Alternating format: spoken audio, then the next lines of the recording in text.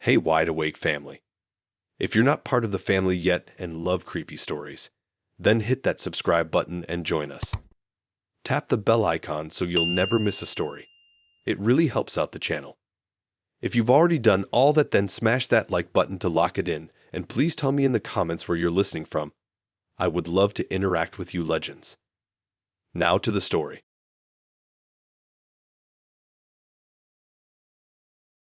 I used to think coincidences were just part of living in a big city.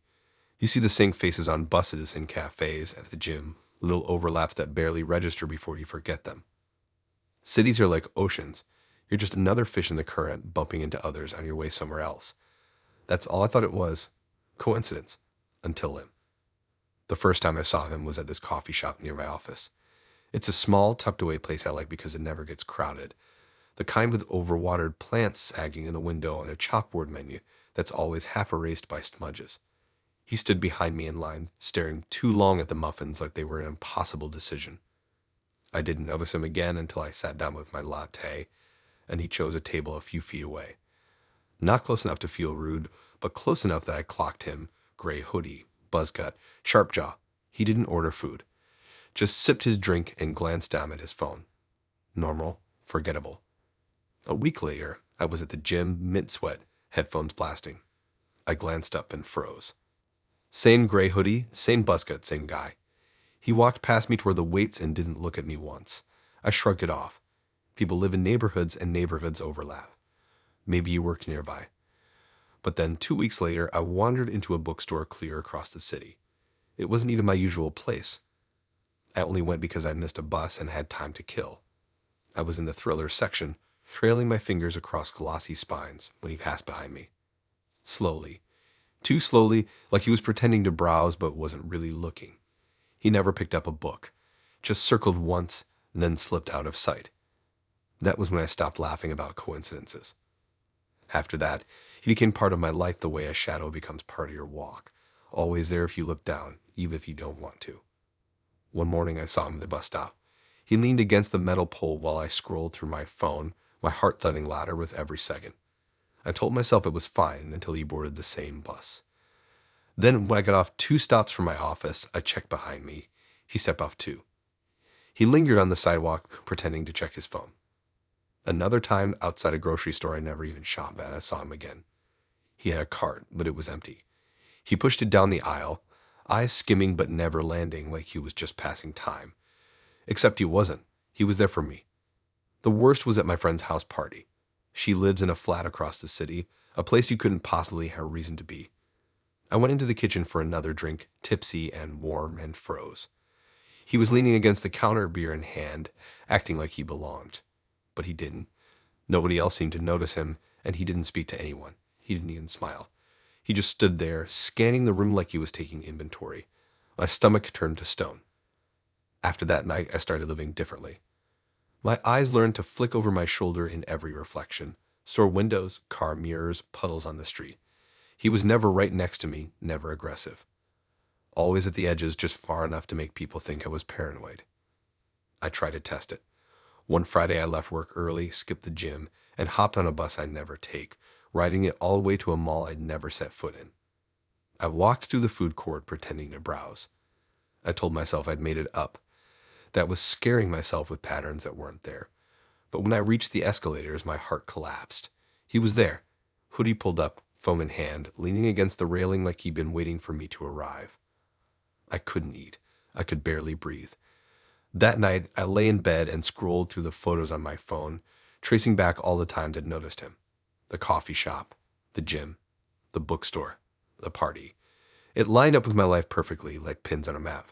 He wasn't showing up at random. He was following the rhythm of me. My routine. My words online. Every step I took. And the scariest part wasn't that he was following me. It was how long he had been doing it without me realizing. Months, maybe longer. He hadn't hidden. He hadn't needed to. He just melted into the background until I noticed too late. One night I stayed late at work, dreading the walk home. The city was nearly empty, only the buzz of traffic in the distance. I clenched my keys between my fingers like some pathetic weapon, trying not to look back. I felt it before I saw it, the pulse in my chest, the prickle at the back of my neck. I turned, And there he was across the street, matching my pace. Not rushing, not speaking, just walking, like it was normal, like it was his routine too. I didn't go home that night. I crashed at a coworker's place, mumbling some excuse about my apartment losing power. I never told her the truth. How do you explain something that sounds so thin, so easy to dismiss? There's this guy who shows up everywhere I go, but he never talks to me, never touches me, never does anything except exist too close. Nobody would believe me. But I know he's still out there. I still see him sometimes, not every day, not every week, but enough. Enough to remind me he hasn't let go. Enough to make me doubt my own eyes when I catch him at the corner of a street or the back of a bus. He doesn't have to touch me. He doesn't have to speak. He's already inside my head, rewiring the way I move through the world. My streets aren't mine anymore. My store is my gym, my bookstore. They belong to him. Every place I go is another dot on his map. And the worst part is, I don't think he'll ever stop.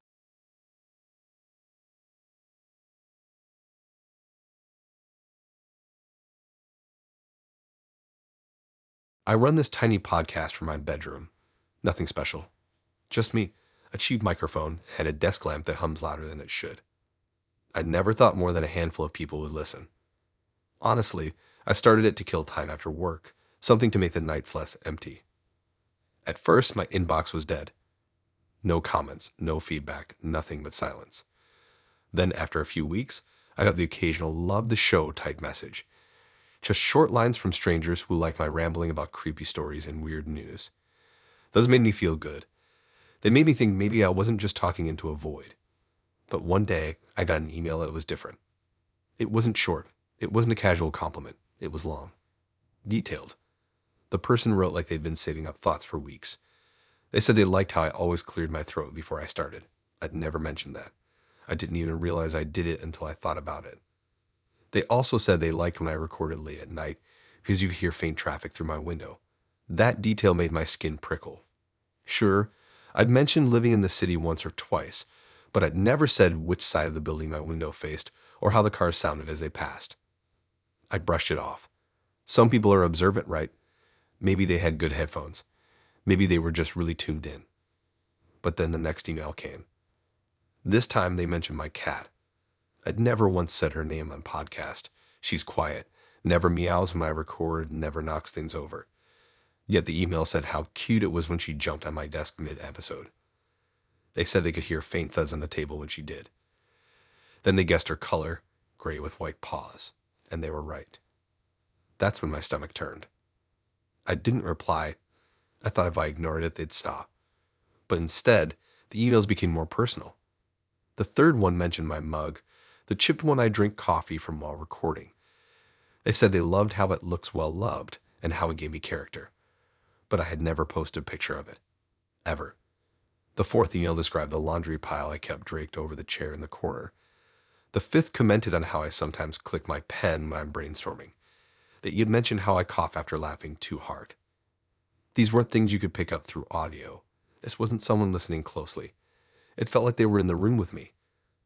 I told myself maybe I'd slipped. Maybe I posted something ages ago on social media and forgot. But the more I thought about it, the less sense it made. One night, I came home late from work, threw my bag on the floor, and sat in the kitchen. I didn't even bother turning the light on, just ate leftover pasta straight from the container in the dark. Afterward, I checked my inbox. There was a new email. It started normal. They said they liked my latest episode, that it sounded tired or charming. Then at the end, there was one line that made my skin crawl. You looked tired tonight, sitting in the kitchen with the light off for so long. I hadn't recorded in the kitchen. I hadn't filmed myself. I hadn't posted about it anywhere. That was just me alone after work. And they knew. I stopped reading after that. My phone sat on the table while my hands shook. That was the moment it clicked. They weren't just some obsessive fan. They were watching me. The next few days were hell. I barely slept. Every sound outside made me flinch. I pulled my curtains tight, even during the day. I have unplugged my microphone. I thought about deleting the podcast altogether. But the emails didn't stop. They kept getting more specific. One mentioned how my hallway light flickered sometimes. Another said they liked how my front door lock stuck when I turned it. Then they began describing things outside my apartment. They wrote about the hoodie I wore to the corner store. They said they saw me laugh at my phone while waiting for the bus. They weren't just watching me through a window, they were following me. I started running through possibilities. Maybe it was someone in my building. Maybe a neighbor recognized me from the podcast and thought they were being funny. But the longer it went on, the more impossible that explanation felt. This wasn't casual. This was studied. They were keeping track of me, detail by detail, like I was a project. They knew when I switched from coffee to tea. They knew which nights I stayed up late editing. They knew which brand of crisps I bought at the shop across the street. I couldn't eat. I couldn't focus at work. I'd sit in my apartment, frozen, just listening, watching shadows move under the door. The last email I ever opened was short. No rambling. No strange compliments. Just one sentence. Stop closing the blinds. I like when you leave them open. My heart hammered so loud I thought I'd pass out. That was the final confirmation. This wasn't imagination. They could see me. I didn't record after that. I unplugged my mic, shoved it in a drawer, and shut down the show without warning. I didn't even explain to the handful of normal listeners I had. I just vanished. But I can't vanish from my own life. Not really.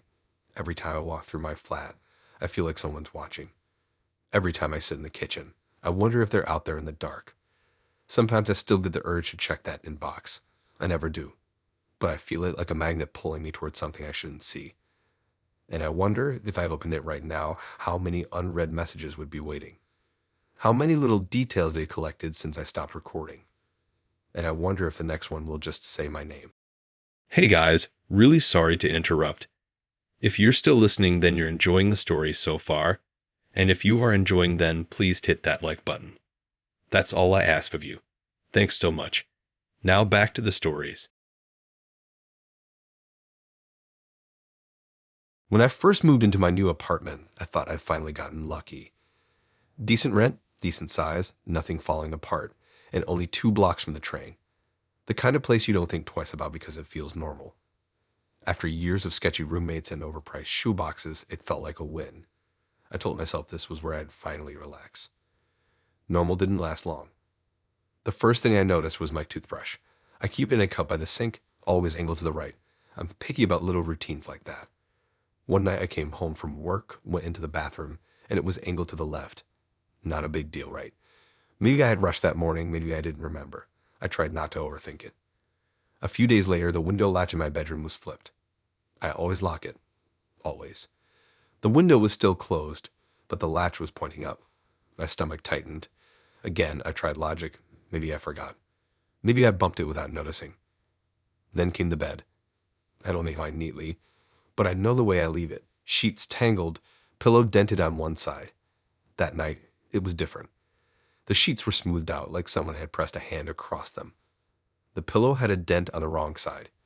My first thought was that the landlord had come in for maintenance, so I emailed him. His response was short, "No one's been in your unit." That's when it started to sink in. Whoever it was had my keys. I tried to be reasonable. Maybe I dropped them somewhere without realizing. Maybe someone found them and tested every door in the building until they got to mine. That thought made me sick because I never even noticed them missing. After that, coming home stopped being comfortable. Every night I'd push the door open with my heart hammering, eyes sweeping the room for proof. Some days there was nothing.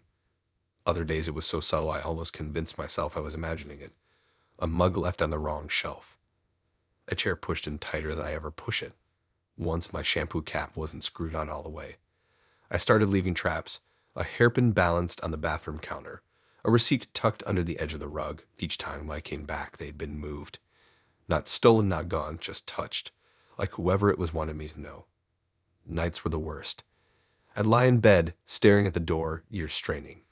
Every creak of the building became footsteps. Every distant thud was a drawer sliding open. I barely slept. My body was an out of waiting, braced for something I couldn't see. Finally, I snapped and bought a new lock. Paid a guy to install it. For a week, nothing happened. No moved mugs, no shifted sheets, no open closet. I thought maybe I'd scared them off. Maybe it was over. Then one night, I came home and the living room lamp was on. I never leave it on. My chest went cold. I checked the lock. Perfect. No scratches, no sign of forcing, which meant they hadn't been stopped. They had a copy of my new keys, too. That broke me. It wasn't just that someone was sneaking in. It was that they were keeping up with me, watching me close enough to know I'd changed the locks and prepared for it. After that, I stopped living in the apartment. I mean, technically I was still there, but I wasn't living. I stopped cooking, stopped showering. I stayed late at work just so I wouldn't have to go home until I was half dead with exhaustion. When I finally walked through the door, I'd scanned everything like a detective. I took photos before I left, compared them when I got back. Once, I swear my phone had been moved an inch on the table while charging. Another time, my closet door was cracked open when I always keep it shut. It wasn't about my stuff anymore. It was about proximity. Whoever it was had been in my home, close enough to brush against my furniture, close enough to touch my bed, maybe close enough to stand over me while I slept. The thought stuck in my head and never left. I pictured them breathing my air, leaning against my walls, staring at my photos. I couldn't shake the idea that they were enjoying it, not robbing me, not rushing, just savoring the intimacy of being inside my life without permission. Piece by piece, they were erasing the line between my space and theirs. The final straw came after a long shift at work. I unlocked the door, and the first thing I noticed was the smell. Faint but sharp. Cigarette smoke. I don't smoke. None of my neighbors do either. It was strongest in my bedroom, stale and clinging, like someone had been standing there for a while. My hand shook as I sat down in bed. That's when I saw it. The pillowcase was flipped inside out. That tiny stupid detail was worse than the smoke. It meant they weren't just touching things casually. They were deliberate. They were leaving signs, little signatures, like they wanted me to notice. That was it. I couldn't take any more.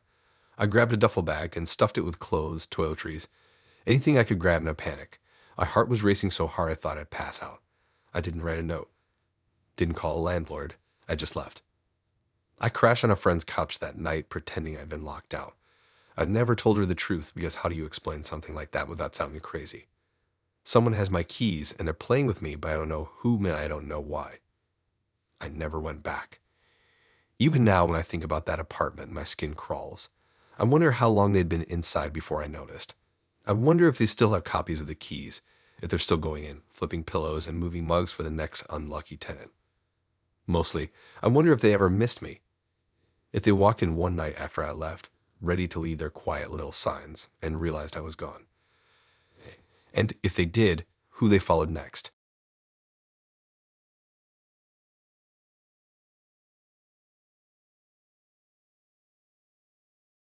It started with a random text on a Tuesday night. Nothing wild, just a short, flirty message from a number I didn't recognize. Something like, "Miss you already." I figured it was a wrong number. Some drunk person trying to text their boyfriend or girlfriend. I almost ignored it, but something about the way it was worded stuck with me. It didn't feel random. It felt aimed. So I replied, "Sorry, wrong guy." I expected that to be the end of it. It wasn't. Another text came through almost immediately. "Wrong guy. No, I meant you." I laughed to myself. Cute, a little weird, but harmless. Everyone likes attention, right? But the messages kept coming. Not all at once, just steady, casual, like we were already in the middle of something. She asked how my night was going, what I was eating, what I was watching. I never gave her much to work with, but she didn't seem to need it. At first it was funny, then it was flattering. A stranger acting like they knew me, like I was interesting enough to chase. But the longer it went on, the more uneasy I felt. She seemed to know things. One day she texted me right as I was leaving work, "Bet you're tired from standing all day." My stomach tightened. I never told her what I did for work. I never posted about it online. Yet she knew. I tried asking who she was. She dodged the question every time. She just slipped back into compliments, playful and flirty, like I was the one being silly. And I let it slide, half enjoying it, half dreading where it was going. Then came the dinner text. I was cooking chicken, pan sizzling, when my phone buzzed. The message read, "Don't burn the chicken this time." I froze. Last week I had burned it badly. My whole apartment stank for hours, but I never told anyone about that. Not online, not to friends, not even as a joke. The hairs on my arms stood up. That's when I started to realize this wasn't some random girl. This wasn't chance. She had been watching me. I tested it. I left the TV on a random cartoon channel one night and went to bed without mentioning it. Around midnight, my phone buzzed. Cartoons before bed. Cute. My chest went tight. My apartment felt suddenly too open, too visible.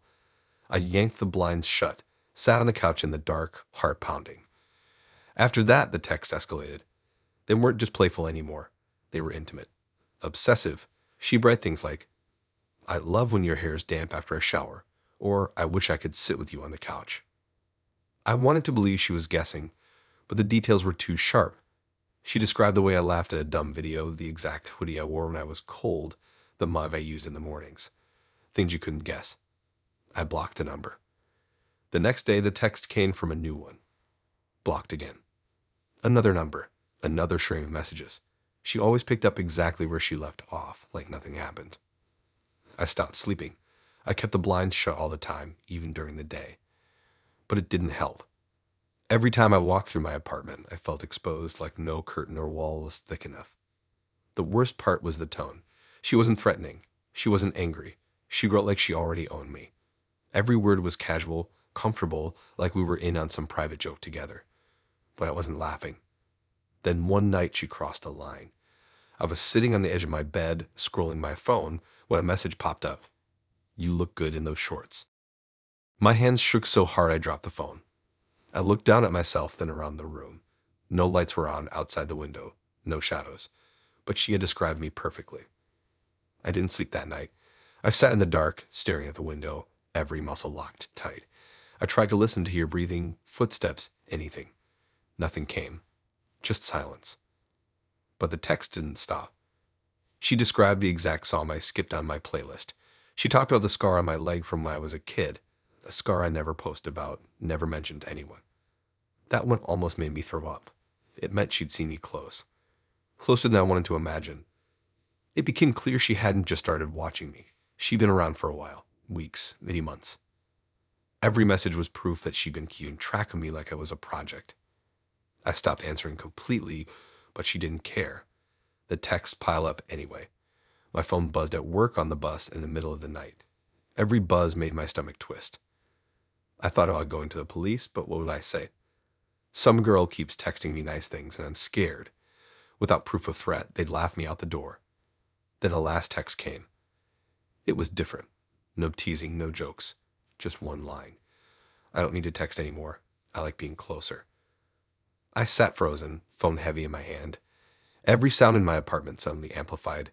The hum of the fridge, the tick of the clock, the faintest creak in the hallway. That was 3 nights ago. My phone's been silent since.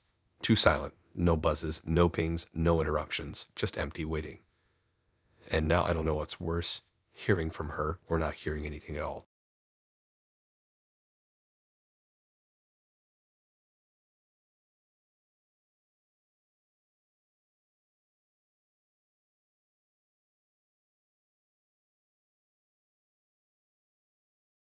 I was scrolling one night, just killing time on Instagram like I always do. It was late, that heavy-lidded, half-asleep kind of late where your thumb just moves without thinking. You know how the app sometimes recommends weird accounts when you've been on too long. One of those popped up. The username was nonsense, just random letters and numbers. No posts, no bio, no followers, nothing. Normally, I would have ignored it, but for some reason I clicked. The account was private. Blank, except the profile picture suddenly refreshed like it glitched. It was me. Not a selfie. Not a photo I'd ever posted. It was me standing outside my work building, holding my coffee, looking away like I always do in the mornings. My stomach dropped. For a second, I thought maybe one of my friends was messing with me, like screenshotting a story or zooming in from across the street as a joke. But the username wasn't anyone I knew, and the picture wasn't what I'd ever seen before. I stared at it until my vision blurred, debating whether to close the app. Instead, my finger moved on its own. I sent a follow request. A minute later, the account accepted. That's when I saw the posts. It was all me, every single photo. The first was me at the grocery store, holding a basket with bread sticking out. I remember that exact day. I'd spilled something on my hoodie right before I left, and the stain was there in the picture. The second was me at the bus stop, scrolling my phone. Another was me walking out of my apartment with my keys in my mouth while I carried too many bags. None of these were selfies. None were taken by friends. They were all from a distance, angled like someone was watching me, waiting for me to let my guard down. I scrolled further, my heart hammering harder with each photo. There were over 40 posts. Me at work. Me walking home. Me sitting on a bench eating a sandwich. Me adjusting my headphones. Me unlocking my door. Ordinary moments. Things I never thought twice about. But seeing them all lined up like that made me feel raw, exposed, like someone had reached inside my private life and pinned it to a corkboard. Some weren't even recent. I recognized outfits I hadn't worn in months, which meant whoever was doing this had been around for a long time. Long enough to collect all of these. Long enough to memorize my patterns. I checked the captions. None of them had words, just emojis. A coffee cup under the one outside work. A bus emoji under the bus stop one. A house under the picture of me leaving my apartment. Step by step, they were tagging my routine like it was a game. My hands shook so badly I almost dropped my phone. I wanted to call someone, tell someone, but the words felt impossible to form.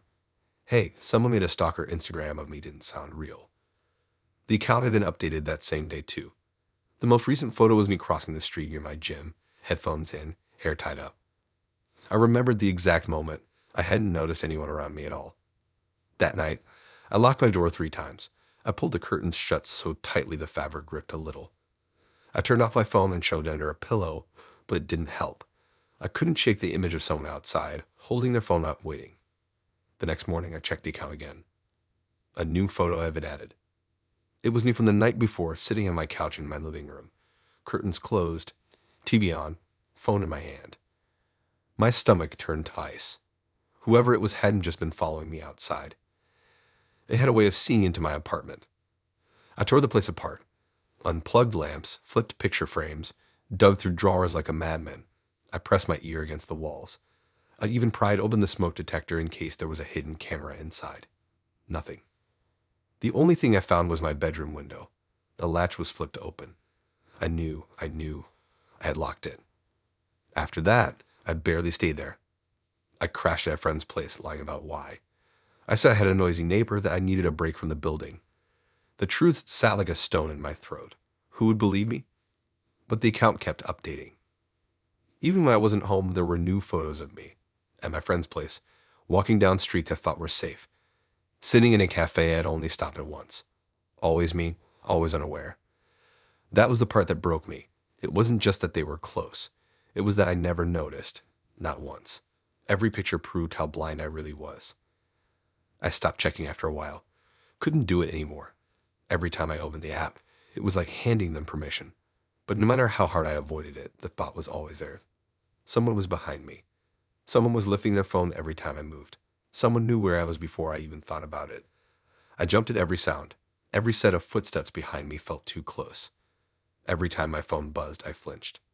The last time I looked, there was only one new post. It wasn't outside. It wasn't in public. It was me sleeping.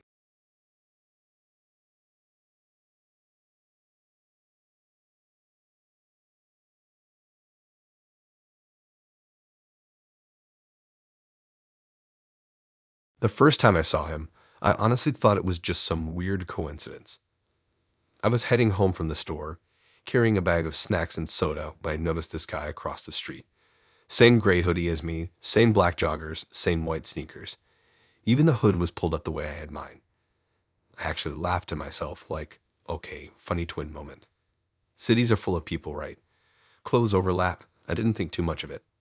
But then I noticed the way he walked. Same pace, same lazy drag of the left foot, same bounce in the right step. That's what got me, because I don't know anyone else who walks exactly like me. Still, I tried to brush it off. I crossed the street, went inside my building, and didn't look back. The second time was about a week later. I was leaving work, earbuds in, dead on my feet from a long shift. I turned onto the street by the bus stop and froze. He was there again. Across the street, same hoodie, same shoes, same walk. It was like watching myself in a reflection, only there was no mirror. I told myself it had to be random. Maybe the hoodie was popular. Maybe the shoes too. But it didn't feel random. He never looked around, never seemed lost. He just walked when I walked, stopped when I stopped, like he was cinched up with me. The third time was worse. Grocery store again. I was in the self-checkout line, caught him out of the corner of my eye. He was in the regular line across from me, holding the exact same stuff, Bag of chips, bottle of water, chocolate bar. My chest went tight. I rushed out, didn't even look back. That night, I couldn't stop thinking about it. I went in my closet and stared at my clothes. I wondered if he had the exact same outfits hanging up somewhere. The same hoodies, the same shirts, the same scuffed shoes. The thought made me feel sick. After that, I started looking for him everywhere. Walking to the train, at the corner shop, even just glancing out my window. Most days I didn't see him, but when I did, it was always the same. Across the street, wearing what I wore, walking the way I walked. Never closer, never further, just there. I tried testing it once. I left home in a bright red hoodie I hadn't worn in months, something no one else really owned. It had this faded logo from a charity run. Halfway to work, I looked across the street. My knees nearly buckled. He was there. Same hoodie, same logo, same faded print. I couldn't explain it anymore. It wasn't coincidence. It wasn't chance. He was copying me. That's when the paranoia kicked in. I started double-checking my locks. I laid awake at night wondering if he somehow got into my apartment, checking my closet, memorizing my war. I even started taking longer routes to work, doubling back, ducking into shops, switching things up to try to throw him off. But no matter where I went, sooner or later he showed up. The worst was at night. I was walking back from my friend's place, streets empty, streetlights buzzing overhead. Across the road he walked too. Hood up, head down, matching my steps. The only sound was the echo of our sneakers hitting pavement at the exact same rhythm. I spit out. He spit out. I slowed down. He slowed down. It felt like my body wasn't mine anymore, like he had control over it. I thought maybe I was losing it. Maybe I was just tired, imagining shadows. But then it happened. The moment that proved I wasn't imagining anything. I was leaving the corner store, bag of groceries in my hand, when I spotted him across the street. Same outfit, same bag in his hand. My chest tightened, but this time something changed. He stopped walking. He turned toward me. And then slowly, he raised his hand and waved. Not a casual wave, not some friendly mistake. It was deliberate, slow, like he wanted me to know he wasn't just copying. He was acknowledging me. I dropped the bag and ran back inside my building. I didn't even pick up what fell. I locked my door, sat against it, heart slamming in my chest. I couldn't stop replaying that wave in my head. The way his arm moved, the way his fingers opened, the way it almost looked like my hand, my arm waving back at me. Now I don't go out as much, but it doesn't matter. Yesterday I looked out my window. Across the street, standing under the lamppost, was someone in my hoodie. Same hood pulled up. Same joggers, same shoes. And when I stepped back from the glass, his hand lifted again. This time, I swear the fingers curled just slightly at the end, like he was beckoning. Like he was telling me it was my turn to wave back.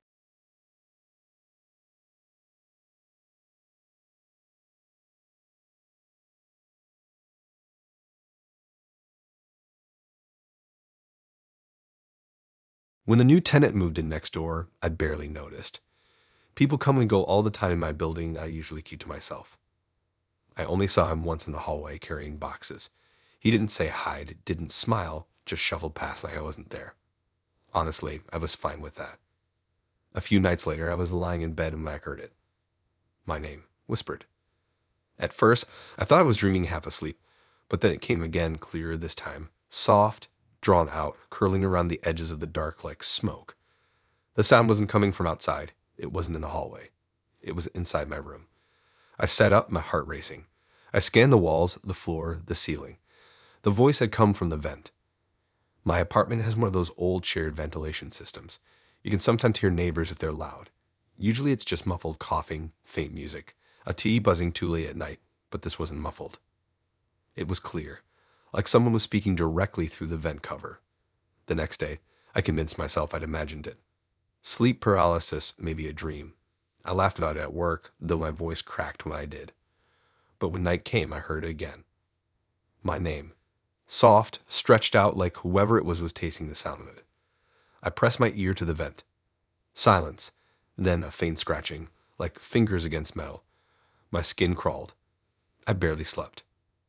In the morning, I unscrewed the vent cover. Nothing inside. Just a dark tunnel of the duct, yawning like a throat. I put it back on, telling myself I was overreacting. That night, the whispering returned. Only now, it wasn't just my name. I heard breathing. Slow, deliberate, close. Sometimes little laughs, the kind that catch in someone's throat. Every time I pulled the blanket over my head, I swore I could hear it getting closer, like the voice was leaning in. I called the landlord. He brushed me off, said the ducks carried sounded weirdly, that the new tenant was probably just talking late at night. I asked if the vents were connected between our units. He paused and admitted, yeah, some of them shared space. That's when I knew. He was in the apartment next door. The following week was hell. Every night it was something different. My name whispered over and over. The sound of someone knocking gently inside the wall. Once I heard the word closer whispered 3 times, so faint I thought I was losing my mind. I couldn't take it. I called the police. They came, checked the apartment next door. The guy answered, calm, polite. Said he had no idea what I was talking about. The cops told me they didn't hear anything suspicious, that maybe I was just stressed. They left, and I was alone again. That night, the whispering came back louder than before. My name repeated until my skin felt too tight for my body. But it wasn't just the voice anymore. There was a draft. Cold air slipping through the vent, carrying the smell of cigarettes. I pulled the cover off again. That's when I noticed the screws were loose. Not just loose, stripped like they'd been taken off and put back on too many times. Someone had removed the vent from the other side. I tried to ignore it. I shoved a chair in front of the vent. I blasted white noise. I even duct taped the edges. But the sound kept finding me. I'd drift off and wake to my name slipping into my ears. Sometimes I heard laughter. Sometimes breathing so heavy I felt like the vent itself was exhaling. Worse, things started moving in my apartment. My keys weren't where I left them. My kitchen chair was pushed out just a little. My toothpaste cap wasn't screwed on. Little changes, easy to dismiss, but I knew. He wasn't just whispering anymore. He was coming in. I set up my phone one night, propped against the dresser, recording the vent while I pretended to sleep. In the morning, I watched it back. For hours, nothing. Just shadows. Then, around 3 a.m., the vent cover shifted. Just slightly. Enough for a shadow to spill across the wall. Then a whisper. My name. I couldn't finish the video. I deleted it. Seeing it on the screen made it too real. I called the cops again, showed them the stripped screws, begged them to do something. They searched his apartment. Nothing. No tools, no cameras, no signs of forced entry. He denied everything, said I was harassing him. They warned me not to waste their time. That night, the whispering was worse. Not just my name anymore. Words I couldn't catch. Half-formed sentences. Then once, clear as anything. Don't move. I lay in bed, staring at the vent. Hours passed. My eyes burned. My heart wouldn't slow. Just when I started to drift off, I heard it again. My name. This time, whispered with a laugh. Then the faint sound of metal shifting. The vent cover moving. I couldn't move, couldn't breathe. I just watched the dark square on my wall. Silence. And then, just before I blacked out from exhaustion, I heard it. One word. Soon. I don't sleep in that apartment anymore. But the vent is still there. And so is he.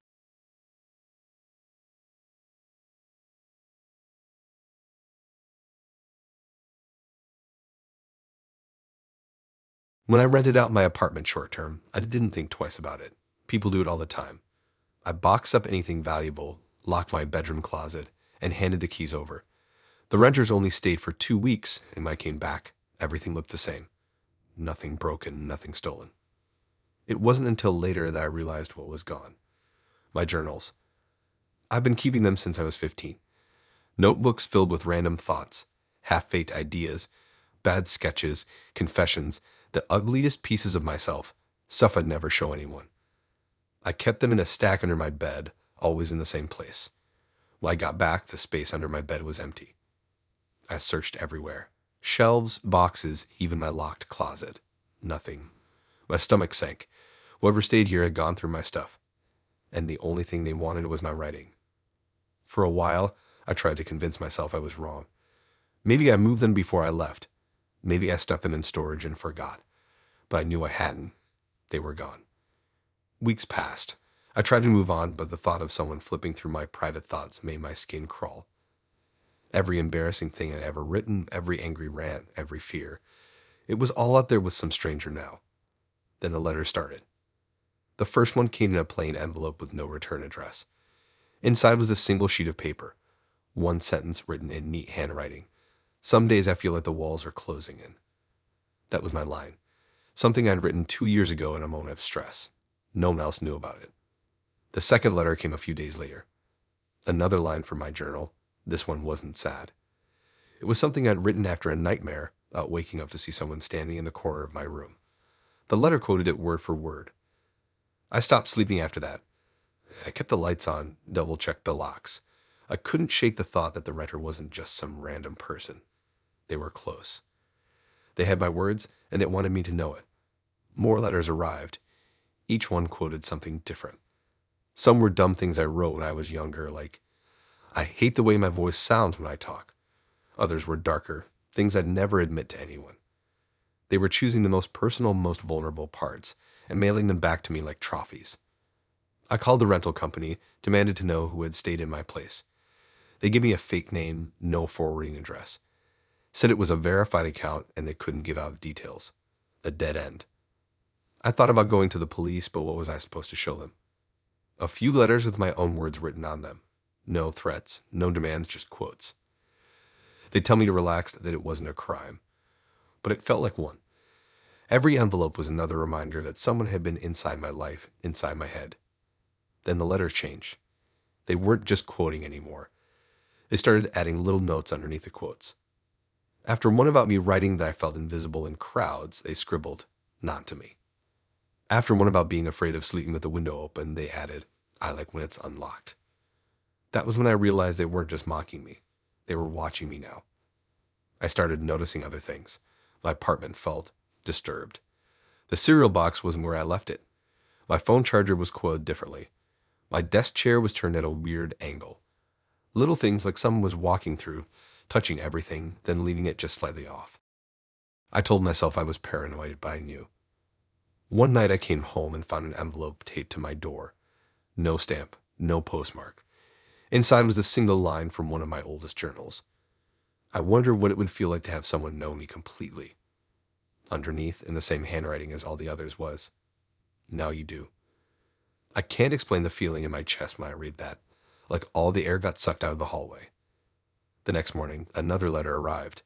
No envelope this time, just folded paper slipped under my door. It quoted something I'd written the night before, in a brand new notebook I started after the journals went missing. They weren't just using what I had written years ago. They were reading what I was writing now. That's when I knew they were still coming inside. I tried to fight back. I bought a camera, set it up in my living room. The next morning, I checked the footage. At around 2:47 a.m., the screen went black. The feed cut out for 12 minutes, then came back. The angle was the same, but the camera had been shifted an inch to the left. No sign of who moved it. I threw up in the bathroom after that. I stopped journaling altogether. I thought maybe if I didn't write, they'd lose interest. But then another letter arrived, quoting something I'd said out loud on the phone to a friend. "I'm so tired I can barely think straight." Underneath, they had written, "Sleep then." I realized it didn't matter if I stopped writing. They were listening too. I started living like a prisoner in my own home. Every sound made me jump. Every shadow felt wrong. I slept in fits, clutching a kitchen knife, whispering to myself that I wasn't crazy. The last letter I opened was short. It didn't quote anything. It didn't add notes. It just said, "See you soon." I burned it. Watched the paper curl and blacken in the sink. But it doesn't matter. Because last night when I got home, my bed was made. I don't make my bed. And when I pulled the sheets back, tucked inside the pillowcase was a single folded page of my handwriting. One of my missing journal entries. The entry ended with a question I'd written years ago, something I'd forgotten until I saw it again. What if someone out there is meant to finish my story? And underneath in neat handwriting was the answer. I am.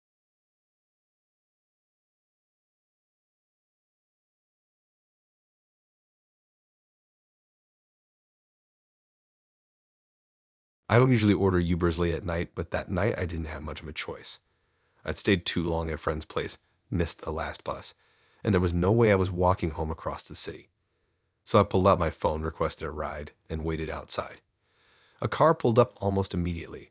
Same color, same model as the one on the app. I leaned down, opened the back door, and slid in. The driver looked back at me and smiled. He said my name right away, my full name. I figured maybe it was on the booking. Maybe that's just what drivers do sometimes. At first, he was just chatty, asking how my night was, making small talk. He seemed overly friendly, like he was trying too hard to be casual, but I told myself not to overthink it. People are different when it comes to conversation. Then he started mentioning places, random places. He said he'd seen me before at the corner store near my building. Said I looked familiar from the little cafe by the train station. Even mentioned the running track I sometimes go to on weekends. I laughed nervously and said nothing, because the thing is, I never told him where I lived. I never told him about the cafe. I never posted about the running track. He knew all of it already. That's when my stomach dropped. I glanced at my phone over the Uber app. My ride was still searching for a driver. I wasn't in my Uber. I sat back slowly, pressing myself against the seat, every nerve in my body screaming to get out. But the car was moving. The driver kept talking. His voice was light, pleasant even, like we were old friends. He mentioned my cat, the color of her fur, the fact that she sometimes sat in the window of my apartment. My hands went cold. I pressed my phone against my thigh, typing a quick message to my friend telling her I was in the wrong car. No signal. The bar was dead. The driver slowed at a red light. For a second, I thought about opening the door and bolting. The locks clicked down. Automatic. I pretended not to notice. The streets blurred past. My phone finally buzzed with signal, and the Uber notification popped up. A real driver had arrived at my pickup spot and canceled after waiting. My chest tightened. The driver next to me hummed quietly, tapping the wheel in rhythm with his tune. He started asking questions then, where I usually shop for groceries, which bus I'd take to work, which friends I'd been with that night. Each question was phrased like he already knew the answer. I didn't respond. I just stared out the window, counting the turns, trying to memorize the route. My building was far behind us now. The car smelled faintly of cigarette smoke and something metallic.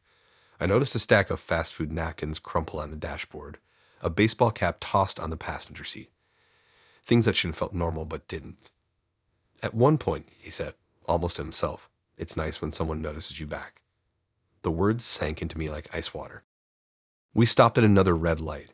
My heart was slamming so hard it felt like it was in my throat. I gripped the handle and yanked. This time the door opened. I stumbled out, half running onto the sidewalk. Horns blared behind me, but I didn't care. I didn't look back at the car, didn't wait to see if he followed. I just kept running until I reached a main road with other people around. When I finally turned around, the car was gone. That night, I couldn't stop thinking about how he knew my name, how he knew my places, how he'd locked the doors. I tried reporting it, but what could I even say? A stranger picked me up, drove me around, and knew too much. They'd asked for the license plate. I hadn't seen it. They'd asked what he looked like. All I could remember was a faint shadow of a beard, eyes that never quite blinked enough, and that smile when he said my name. I didn't sleep. Every time I closed my eyes, I saw headlights sliding across my walls, heard the locks clicking down, imagined the hum of his voice. The worst part came the next morning. I went to leave for work and found an envelope tucked under my door. Inside was a single photo. It was me, taken through my apartment window. After that, my life shrank. I pulled the blinds shut, taped the edges down. I stopped going to the cafe, stopped jogging at the track. I varied my route to work, checked over my shoulder every few steps. My phone stayed in my hand at all times, thumb hovering over call 911. But the envelopes kept coming. One contained another photo, me on the bus, staring at my phone. Another showed me in line at the grocery store, holding a basket. Every image was from behind. He was always close. I begged the police again. They said without a direct threat their hands were tied. Maybe it was just someone messing with me. Maybe I should stay with friends for a while. But I didn't want to drag anyone else into it. So I stayed alone. Every night, I thought I heard a car idling outside. Every creak in the hallway made me freeze. I stopped turning on the TV because the noise felt too vulnerable, like I wouldn't hear him coming. I slept less and less. The shadows in my apartment seemed to breathe. One night, I woke up certain there was someone in the room with me. I didn't move. I didn't breathe. I searched the dark, waiting for the glint of glasses, the shine of teeth. Nothing. But when I turned on a lamp, the curtain was pulled back just enough to leave a gap. I hadn't left it that way. The last envelope came on a Wednesday. It was thicker than the others. Inside were multiple photos. One was me asleep in bed. Another was a close-up of my hand on a light switch. The last was the one that made me drop the envelope, my stomach flipping so hard I thought I'd pass out. It was me sitting in the back seat of his car, smiling.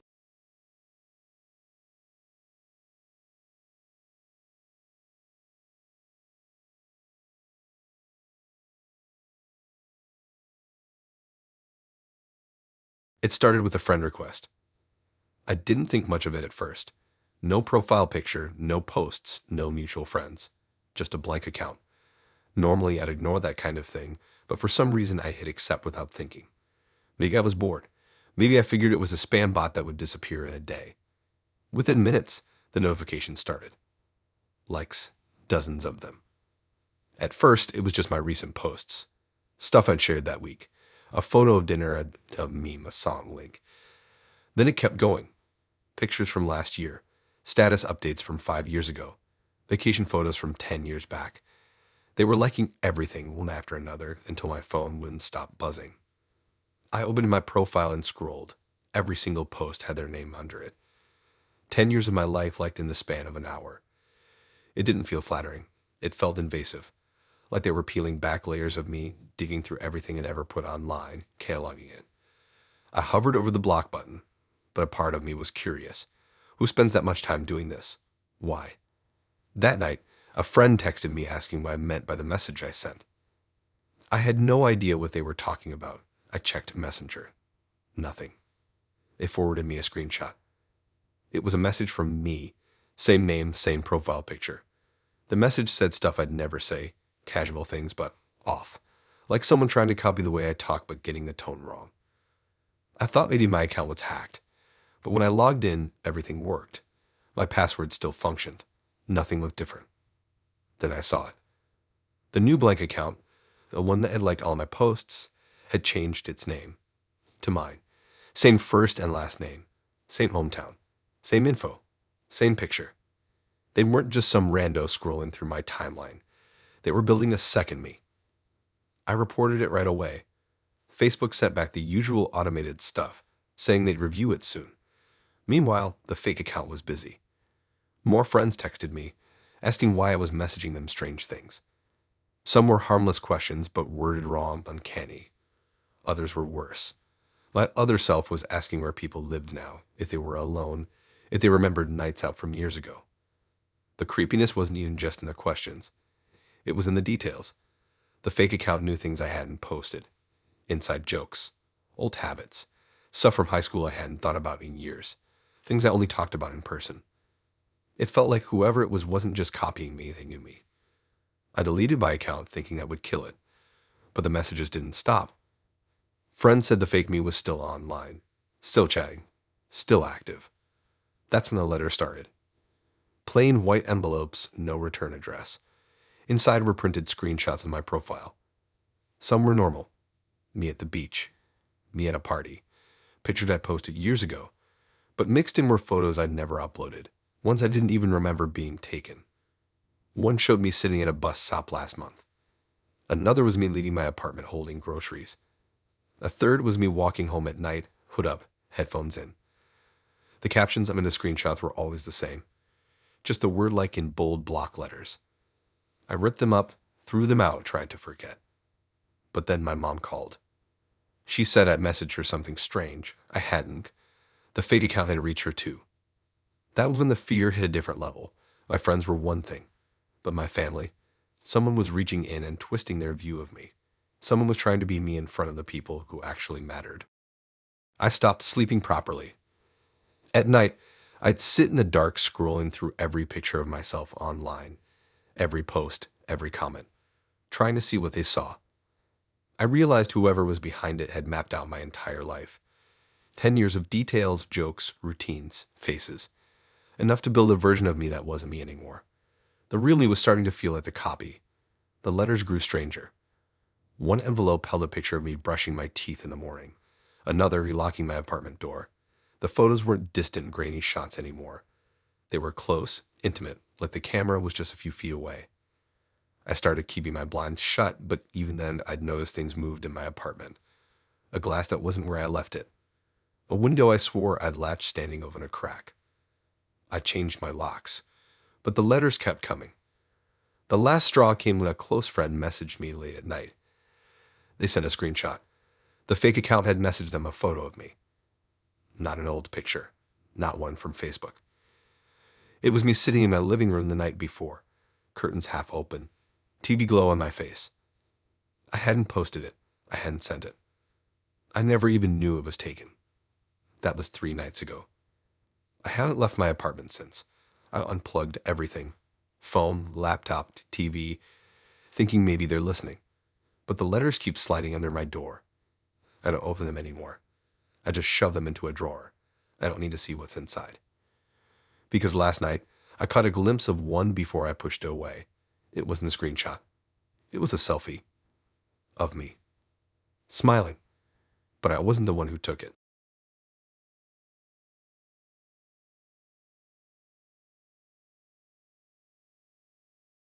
The first time he stopped me, I didn't think anything of it. I was walking home from the bus stop when this man stepped out of the shadows of a side street, holding a crumpled flyer. He asked if I'd seen his dog. Medium-sized brown, floppy ears. I told him no, sorry, and kept walking. He thanked me with a polite smile and turned away in the opposite direction. Normal enough. People lose pets all the time. A few days later, I saw him again.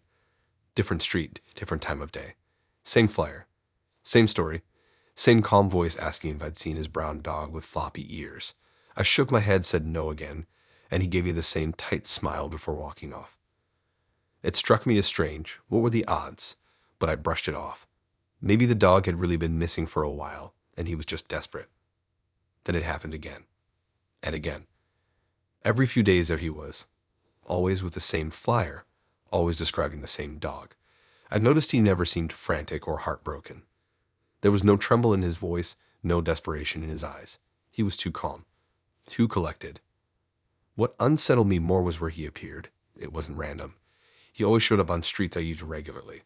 The walk to work. The shortcut to the grocery store. Even the path I took to the laundromat. It was like he knew my routine. One afternoon, I finally took the flyer from him. It was smudged, badly photocopied. The image was so blurry it could have been any dog. The phone number at the bottom was just digits, no name attached. I tried to memorize it, but by the time I got home, it had already slipped from my mind. The more I thought about it, the more it bothered me. He never stopped anyone else. Not once. I'd seen dozens of people walk past, but his eyes always followed me. I mentioned it casually to a friend, laughing it off like it was just some odd neighborhood guy. She laughed with me, but later, when I was home alone, the humor drained out of it. Each time I'd seen him, it was a little closer to home. The first encounter was near the bus stop. The second, closer to the grocery store. The third, only a block from my building. It hit me like ice water down my spine. He wasn't looking for a dog. He was tracing my path, learning my schedule, shrinking the circle around me. After that, I started paying attention. The next time he stopped me, I noticed how still he was. He didn't glance around like someone scanning for a missing pet. He didn't shuffle, didn't fidget. He just looked straight at me. His smile stayed plastered on, but his eyes didn't match. They were sharp, deliberate, studying me. I walked faster that day, my heart hammering so loudly I swore he could hear it. I tried to replay every time we crossed paths, every detail. The first time had been chance. The second, coincidence, but the third? The fourth. How many times could I believe in coincidence before it became something else? I started changing my routes, leaving earlier some days, later on others, taking streets I didn't usually use. For a week it seemed to work. No sign of him. I almost convinced myself I was being paranoid. Then one evening, I came out of the laundromat with a heavy basket in my arms. He was standing at the corner. Same spotlights casting his shadow long across the pavement. The flyer hung loosely in his hand. But he didn't raise it, didn't ask his question. He just looked at me and nodded as if we were old friends who shared a secret. I froze in place for a split second, my whole body screaming at me to run. My legs obeyed before my brain did. I didn't look back until I was inside my apartment with the deadbolt thrown. That night, every sound in the hallway made me jump. A door closing, footsteps on the stairs, even the elevator ding. It all felt like him, like he was right outside. I double-checked my locks, pulled the curtains tight, sat awake until morning. 2 days later, I got home late. The hallway was dim, only one flickering light bulb working. My keys jingled too loudly in the silence as I tried to unlock my door. That's when I heard it. Movement behind me. I spun around, and at the far end of the hall near the stairwell, he was standing. No flyer this time. No dog story. Just standing, watching. My stomach turned to ice. I shoved my door open, slammed it shut, and pressed my back against it. I could hear the faint creak of the hallway floorboards, but I couldn't tell if he was moving closer or just standing there. I wanted to call someone. The police, a friend, anyone. But what would I say? That a man asked me about his dog too many times. That he might follow me home. I didn't sleep. The next morning, I found something wedged under my door. A folded piece of paper. Not the flyer. A plain sheet with one sentence written in neat, blocky handwriting. I don't need to ask any more. I sat on the floor staring at it for what felt like hours. My brain replayed every encounter, every nod, every too calm smile. I realized something that made my blood run cold. The missing dog had never existed. The flyer, the story, the questions, that weren't meant to get help. They were meant to get me talking. Every time I answered, every time I stopped to respond, I gave him another chance to listen to my voice, to see my face, to mark where I was going. The dog wasn't the point. I was. That night, I didn't leave my apartment. I sat in silence with every light off, listening. At some point, I heard footsteps in the hall, slow, deliberate. They stopped outside my door. I didn't breathe, didn't move. Minutes passed, or maybe hours. Then finally, the steps retreated. When I opened my door the next morning, there was another note waiting.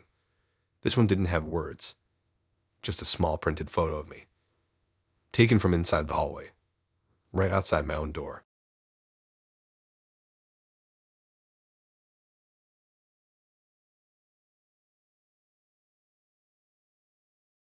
You ever get that feeling someone's behind you, and no matter what you do, it just don't go away? That's what happened to me on the drive home one night. It was nothing at first, just a car in my rearview mirror, headlights glaring, keeping pace with me. Normal enough, it's a highway. People follow for miles. But after 10 minutes, I started noticing. Every lane change I made, they made. Every slight speed up, they matched. Always the same distance. Always centered in my mirror. I told myself I was overthinking. I cranked the radio up, tried to drown out the thought. But after another 5 miles, my hands were gripping the wheel too tight. They were still there. Not tailgating, not backing off. Just locked behind me. The rhythm of their headlights began to feel deliberate, like a metronome keeping time with my heartbeat. So I tested it. Took the next exit at random, a route I never use. The car followed. My chest tightened. I turned again. They turned. I slowed almost to a crawl near a roundabout, then sped up. They copied everything. It was like I was pulling them on a leash. I told myself maybe it was coincidence. Maybe they lived out this way too. But the longer it went on, the less I believed that. I cut into a gas station, pulling around the pumps like I was going to park. My eyes flicked to the mirror. The car cruised in right after me. Slow, smooth, like they had all the time in the world. Panic shot through me. I pulled out before even stopping, my tires squealing as I swerved back onto the road. The car pulled up too. By then I was sweating. The streets were dark, mostly empty. I didn't want to drive home, not with them right there. I didn't want them to know where I lived. I sped through random turns, weaving through back roads, neighborhoods I barely recognized. Streetlights cast shadows that looked like reaching arms. Every corner, every stop sign. They were still there. Their headlights stayed fixed in my mirror. Never too close, never too far, just steady. It was like a game, like they were letting me know they could keep this up all night. My knuckles were white on the wheel. I kept glancing at my phone in the passenger seat, thinking about calling someone. But what would I even say? Hey, there's a car behind me. By the time anyone showed up, who knows where I'd be. Finally, I made a decision. I pulled over. Quiet street, no traffic, no lights. I figured it was just bad luck they'd pass me. They keep going and I feel stupid but relieved. I put my hazards on, rolled to the curb, and waited. The car slowed. It didn't pass. It stopped right behind me. I could see the glow of their headlights flooding my mirrors. They didn't honk. They didn't move, just sat there, engine running. My throat went dry. My pulse thundered in my ears. I stared into the rear view, trying to see through the glare, but the windshield behind the lights was just black. No outline, no face, nothing. Minutes dragged on. 2, 3, 5. Each second stretched into forever. My hands hovered over my phone, but I couldn't bring myself to move. It felt like if I made one wrong choice, the spell would break and something worse would happen. Then their engine revved. Not loud, not aggressive, just a little push. Enough to make my chest seize, like it wanted me to know they weren't going anywhere. I panicked, slammed my car into gear and shot forward, tires squealing, heart in my throat. I didn't care where I was going. I just needed to get away. I don't even remember half the turns I took after that. I just kept driving faster and faster, deeper into streets I didn't know. Every red light was torture. Every stop sign felt like a death sentence. And still in my mirror, those headlights. Always there, always steady. Eventually, I burst out onto a main road again. Bright lights, other cars, civilization. Relief hit me so hard I almost sobbed. I slowed, merged into a crowded intersection, let the flow of traffic swallow me. And then, when I checked the mirror, the car was gone. Just gone. No turnoff, no fade into the distance, no trace at all. Disappeared. I sat at that intersection until someone honked behind me, snapping me out of my daze. I drove the rest of the way home with my stomach in knots, checking the mirror every 30 seconds. I didn't see the car again that night, or the next. But the part that still keeps me up, the part that makes me look out the window every time I hear an engine outside, was what I caught a few days later. I pulled into my driveway after work, exhausted, headlights sweeping across the street. That's when I saw them. Fresh tire marks, pressed deep into the pavement, right across the street from my house, right where I usually park.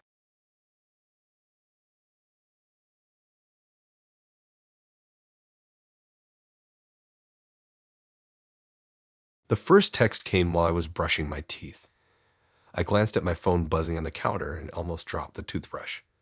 The screen said the text was from my own number. At first, I thought it was some glitch, some dumb network error. I opened it. It was a photo. Me. Taken that morning. I was walking out of my building, headphones in, holding a coffee. The angle was low across the street. I hadn't noticed anyone taking it. My stomach flipped. Foam dripped down my chin. I typed back something like, "Who is this?" and hit send. A second later, my own phone buzzed again. Another photo. Me, 30 minutes earlier that day, standing at the bus stop scrolling my phone. Same angle, like whoever it was had been shadowing me the entire morning. I locked my screen, put the phone down, and told myself it was spam. Some weird scam with stolen photos. But the pictures were too clear, too personal. Someone was right there, close enough to take them. The next day, it happened again. I was at my desk at work when my phone buzzed. Another text from my own number. This time it was me from that afternoon, bent over my keyboard, hair tied up. The timestamp on the photo was less than an hour before I got it. I looked around the office like a maniac. No one had their phone out. Everyone was busy typing, sipping coffee, talking in low voices. But someone had taken it. Someone close enough to breathe the same recycled air as me. My fingers shook so badly I almost dropped my phone. By the third day, I was sick. I barely ate, barely slept. Every buzz of my phone made me flinch. That morning, I opened a text, and it was a shot of me unlocking my apartment door the night before. The camera had been close enough to see the keys in my hand, close enough to catch my reflection in the glass. It wasn't just random stalking anymore. They knew exactly where I lived. I tried calling my provider, told them someone was spoofing my number. They brushed it off, said it was probably spam, that they'd investigate. But the photos kept coming. Every day. Always me. Always recent. Then the text changed. Instead of single random pictures, they started sending collages. 4, 6, sometimes 8 photos from the same day. Like someone had been tailing me nonstop. Me in the grocery store comparing brands of cereal. Me on the train, earbuds in, staring out the window. Me tying my shoe on the sidewalk. Tiny, forgettable moments I'd already let slip from my memory. but whoever was behind this hadn't missed a single one. They were cataloging me. The worst one came at night. I was in bed, lights off, scrolling my phone under the blanket. A text buzzed. I opened it and nearly dropped the device. It was a photo of me in that exact position. Same blanket, same foam glow on my face. The timestamp said it was taken 30 seconds before I opened it. I couldn't breathe, my chest locked up, lungs frozen. I ripped the blanket off, searched the room, tore through the closet, checked under the bed. Nothing. My window was locked, the door bolted. The apartment was silent. But someone had seen me. Someone had been close enough to snap the picture and send it right back. I sat awake until dawn with every light on. That's when I realized it wasn't just spoofing. They had my SIM, my actual number.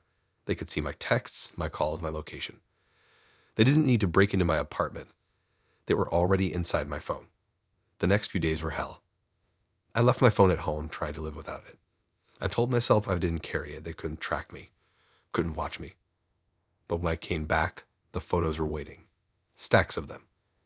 Me at the store looking at fruit. Me buying a sandwich. Me sitting in the park with my face in my hands, trying not to cry.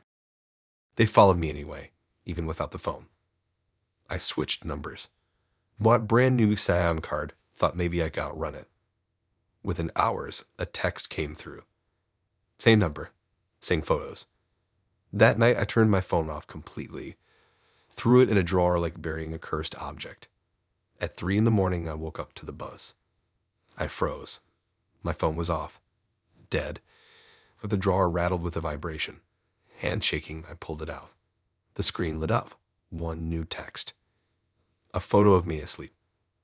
Taken from the foot of the bed. I screamed. Bolted upright, slammed on the light. The room was empty, but my skin prickled like someone had just slipped out of sight. I tore the place apart again, under the bed, behind the curtains, in the hallway. Nothing. Still, I didn't sleep. Couldn't. Every creak in the walls was a step. Every hum of the fridge was breathing. By morning, my eyes burned like sandpaper. I went straight to a phone store, demanded a factory reset, a new SIM, a new number. The clerk gave me this look like I was paranoid, like I was overreacting. I wanted to scream in their face, "You don't get it. They're here. They're watching." But I stayed quiet, paid, left. That night, I placed the phone on the kitchen counter, screen down. I wouldn't touch it, wouldn't even look. I crawled into bed, exhausted, every nerve on fire. For the first time in days, sleep finally took me. It didn't last. A buzz cut through the silence, faint but unmistakable. I told myself it was a dream, that the phone was off again. But then came another, and another. I dragged myself out of bed, feet heavy, throat dry. My hands shook as I flipped the phone over. The screen glowed. Dozens of new texts, one after another, filling the screen. Every photo was of me sleeping, from different angles, as if someone had circled the bed over and over, snapping shot after shot. The most recent one made my stomach drop. It wasn't just me anymore. At the edge of the bed, crouched low in the corner of the frame, was the blur of a figure. Watching. Waiting.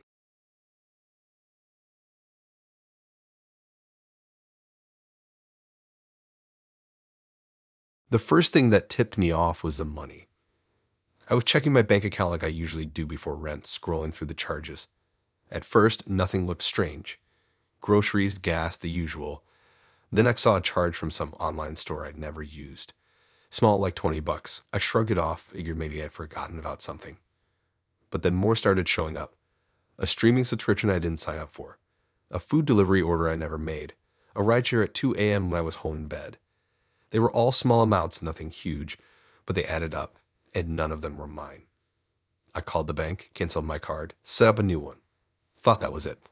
Problem solved. A week later, the charges came back. This time under my new card. Same types of things. Little purchases that didn't belong to me. That's when it got creepy. I started going through my laptop, checking for anything weird. I'm not great with tech, but I know enough to poke around. I pulled up my recent downloads, my applications folder. That's when I saw it, something buried deep in a directory I never touch. A program I didn't remember installing. I Googled it. A keylogger. My stomach dropped. For anyone who doesn't know, a keylogger records everything you type. Every password, every message, every login. My bank info, my emails, even my stupid late night searches. Whoever put it there had access to everything I'd been doing for months. I sat back, staring at the screen, and it hit me all at once. My ex. We'd broken up about 3 months earlier, and it hadn't been clean. She always had this thing about needing control, knowing everything, checking my phone, reading over my shoulder. We fought about it constantly. She hated when I wanted privacy, even for harmless stuff. And she knew my laptop password. She used my computer all the time when she stayed over. It made sense. Too much sense. The more I thought about it, the more things lined up. The random text from her the other day, asking how I liked the new show I'd started watching. I hadn't told anyone about it. I'd only searched for it on my laptop.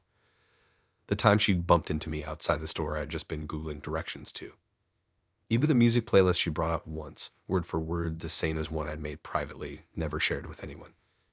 She wasn't guessing. She was reading. I felt sick. I went back through my emails, my messages, wondering what else she'd seen. Every late night vent to a friend. Every dumb search I typed in desperation. Every password I'd entered without thinking. She had it all. I deleted the program, wiped it clean. Then I changed every password I could think of. But the damage was already done. She'd been inside my head for months, and I'd never noticed. The worst part was how normal she acted whenever I saw her around town. She'd smile, wave, ask casual questions. But now every word felt loaded. Every time she mentioned something random, I had to wonder, did she actually know, or was she baiting me into reacting? It wasn't just the laptop either. A couple nights later, I was working late and got this email notification. Not from me, from someone else. To me. The subject line was just, "I miss you." The body of the email was a transcript. Pages and pages of things I'd typed into my laptop over the last week. Every login, every message draft, even stuff I'd deleted before hitting send. She was still watching. I slammed the lid shut, yanked the cord from the wall, sat there in the dark with my heart pounding. I thought about calling the cops, but what was I going to say? My ex installed a program on my laptop. They tell me to take it to an IT guy. Meanwhile, she still had everything. I bought a new laptop the next day. Kept it sealed in the box until I was sure my old one was destroyed. But that didn't stop her. The text started next. Unknown numbers. Just 1 or 2 words. Things I'd typed into search bars minutes before. I'd look something up, restaurants near me. And seconds later, my phone would buzz with a text. Hungry? I'd type how to sleep better and get try counting sheep. It was like she wanted me to know she was still there. Even if I cut her out, she'd find a way back in. I stopped trusting my devices completely. I left my phone in a drawer, stopped using the internet at home. I'd scribbled down grocery lists on paper just to avoid typing them. But every time I gave in, every time I used a screen for even a second, the reminders came. She was watching. She was always watching. The final straw came one night when I got home from work. I opened my fridge to grab a drink. On the top shelf, balanced between the milk and leftovers, was a folded piece of paper. My hand shook as I opened it. Her handwriting. It said, "Stop changing passwords. I already know them." I dropped it on the floor and stumbled back. My heart slammed against my ribs so hard I thought it might burst. She'd been here. Inside my apartment. Not just on my screens, not just in my accounts. Here. I checked the locks. They were still bolted. Windows shut tight. No signs of forced entry. But the note was real. I sat on the kitchen floor until the sun came up, staring at that folded scrap of paper. My brain replayed every second of the last few months. The smiles, the coincidences, the texts, the charges, the transcripts. I thought the worst part was her reading my private thoughts. But now I understood. The worst part was her knowing I couldn't stop her.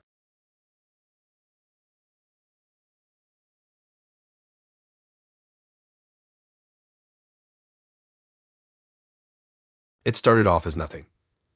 Across from my building, there's this squat apartment block, maybe 20 units stacked in neat little rows.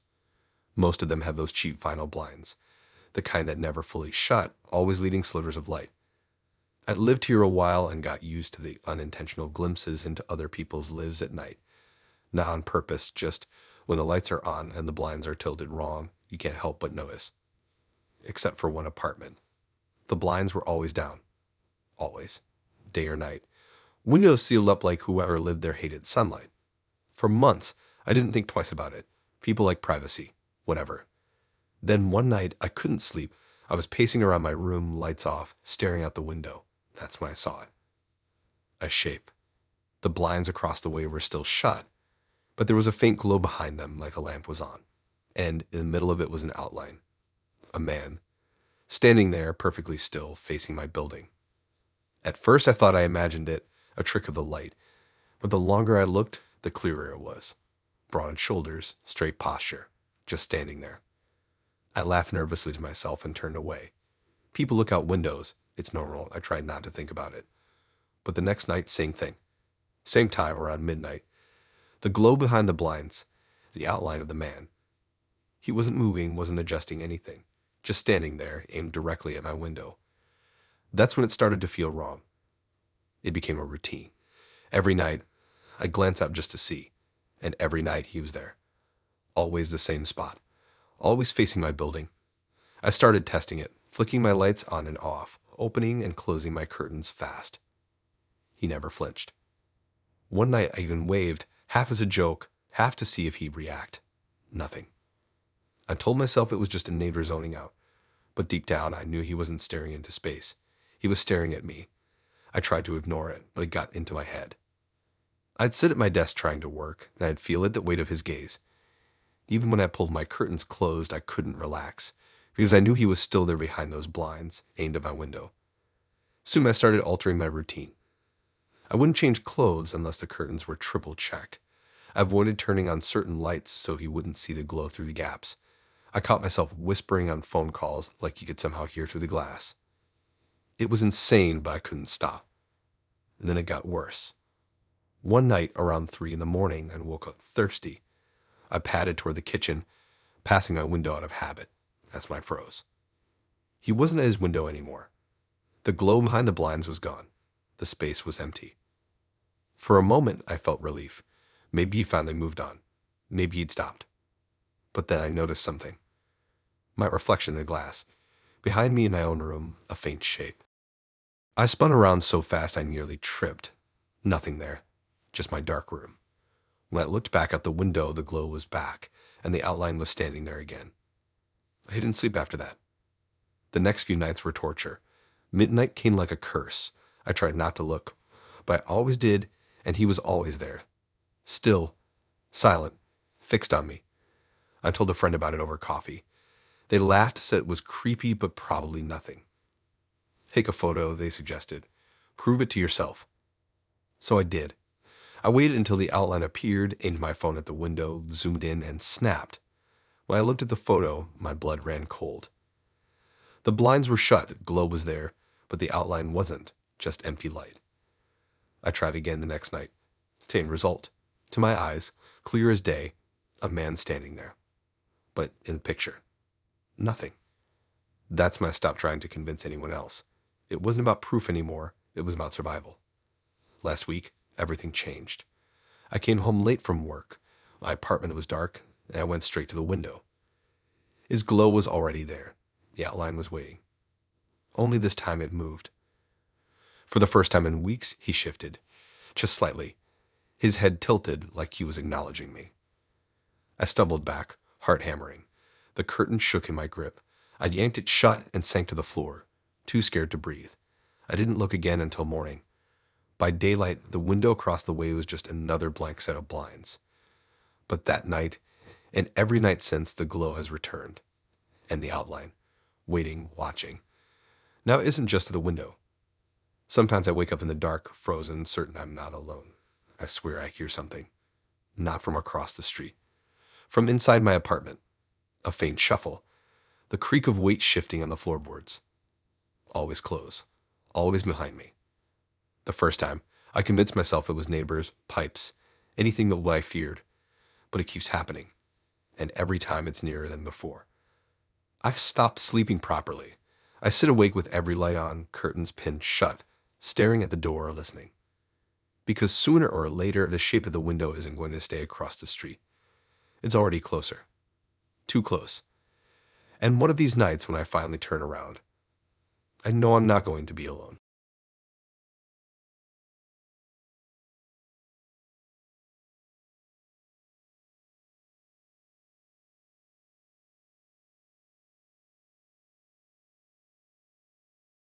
When I first moved into the house, I thought I'd lucked out. Quiet street, decent rent, big enough yard, and neighbors who actually said hello. The guy next door was the friendliest of them all. From day one, he was there, helping me carry boxes, offering tools, pointing out where the fuse box was, telling me which days the trash went out. He seemed almost too helpful, but I figured maybe that's just how people are in this neighborhood. He introduced himself, shook my hand too long, and said if I needed anything, anything at all, I should just let him know. At first, it was fine. He'd wave every time I left for work. He'd stop by when I was in the yard, making small talk about the weather, gardening, about stuff I didn't care about. Always smiling, always watching me a little too closely. It wasn't until about 2 weeks in that I noticed the blinds. I was unpacking late one night, standing in my living room with the light on. I went to the window to close the curtains, and that's when I saw it, his blinds shifting. Just a little. The kind of movement you catch from the corner of your eye. I stared, waiting. They went still. The next night, same thing. I walked into my kitchen, flipped the light on, and across the way, his blinds twitched, like someone inside had been waiting and pulled them down too late. It became a pattern. Every time I went to a window, living room, kitchen, even upstairs bedroom, his blinds would move. Always the same quick twitch, like he couldn't help himself, like he had to look. At first, I told myself I was paranoid. Houses settle blinds sway. But it happened too often, too perfectly timed with me. The second I touched a curtain or stepped near the glass, his blinds would shift. Once I tested it. I stood in the dark and crept toward the window without turning on the light. As soon as I reached the glass and peeked out, I caught them, his blinds snapping shut fast, like he'd been watching the whole time. My stomach dropped. I started keeping my curtains drawn, but even then I felt it. That pulled, that weight, like someone across the way was staring at the fabric, waiting for it to open. The next time he stopped me in the yard, his questions were off. He mentioned how late I'd been up unpacking. Asked if I cooked pasta last night, because he thought he smelled garlic through the windows. Smiled when he said he hoped I slept better after tossing and turning the other night. I froze. He couldn't have known those things unless he was watching. I laughed it off, pretended not to notice, but inside I was shaking. The blinds thing got worse. It wasn't just at night anymore. Morning, midday, whenever I walked past a window, I'd see them twitch, sometimes open just a crack, enough to catch the faint outline of a head. One afternoon, I sat perfectly still at my desk for half an hour, pretending to type. Then suddenly, I yanked the curtain open.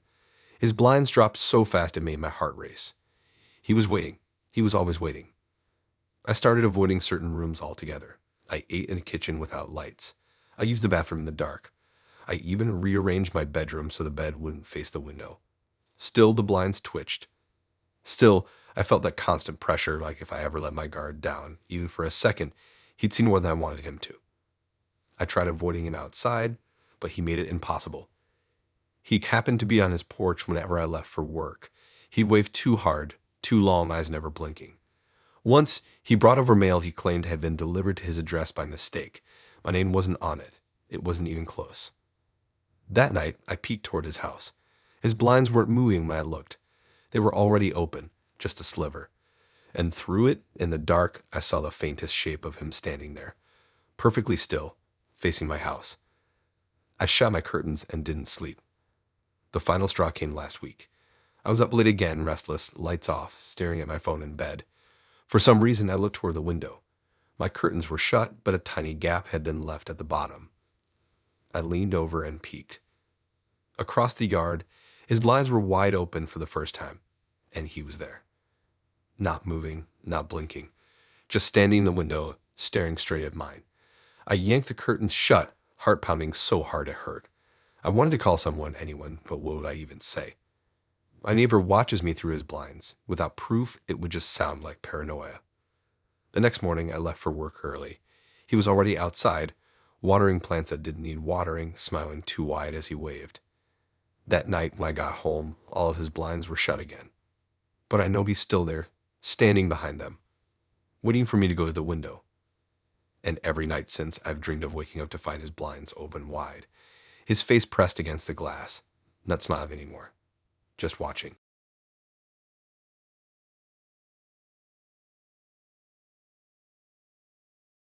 I deleted the app after getting ghosted for the 10th time. It wasn't even dramatic. I just got tired of swiping, tired of short conversations that went nowhere. My profile sat there for a few days, then I finally hit delete and didn't think about it again. At least not until one night when a friend sent me a screenshot. It was my face, my photos, my bio, even the dumb emoji I'd put at the end of my tagline. But the name wasn't mine, and neither was the location. I laughed it off at first. People steal profiles all the time, right? Phishing scams, whatever. I figured I'd report it and move on. But then I looked closer.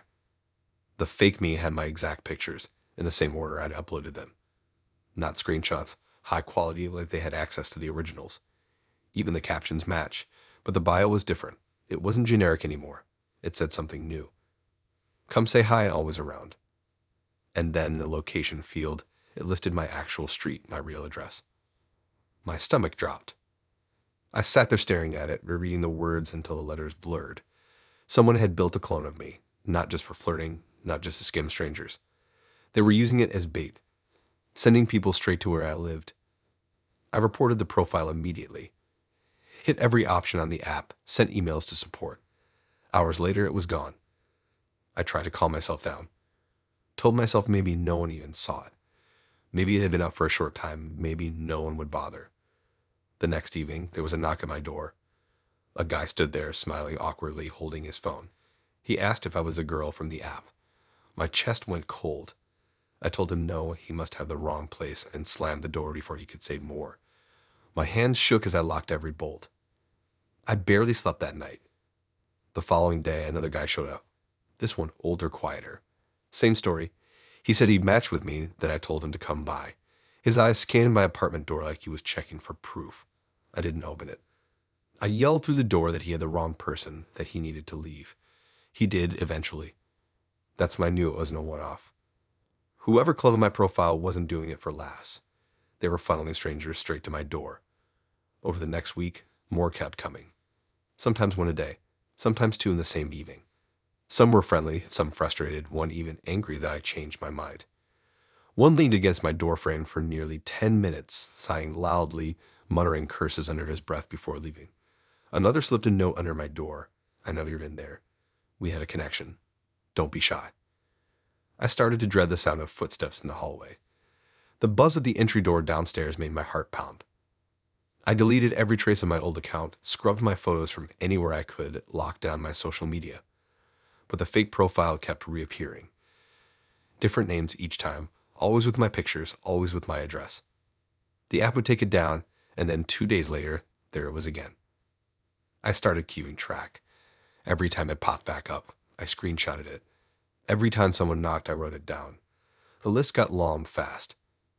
I thought about going to the police, but what was I supposed to say? Strangers are coming to my house because of a fake dating profile. They'd tell me to get off the app. They'd tell me to ignore it.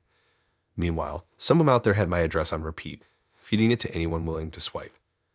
My friends told me to crash at their place, but part of me was afraid to leave. What if whoever was behind it took my absence as a chance to break in? What if the strangers didn't just knock? What if one of them forced their way inside? I started sleeping with a chair propped under the doorknob. I kept the lights off at night, hiding in the dark, phone in hand. Then, one night, I looked outside. A man was standing across the street. Not knocking, not moving. Just standing there, phone in hand, staring at my building. My stomach twisted. I shut the curtain, sat in the dark, and waited. He never came out to the door. But he stayed out there for almost an hour, pacing slowly back and forth before finally leaving. That was worse than the knocks.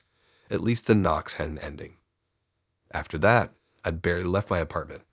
Every time I stepped outside, I felt eyes on me. Passing cars slowed. People loitered near the entrance. It wasn't just random strangers anymore. It felt like someone was watching, waiting to see what I'd do.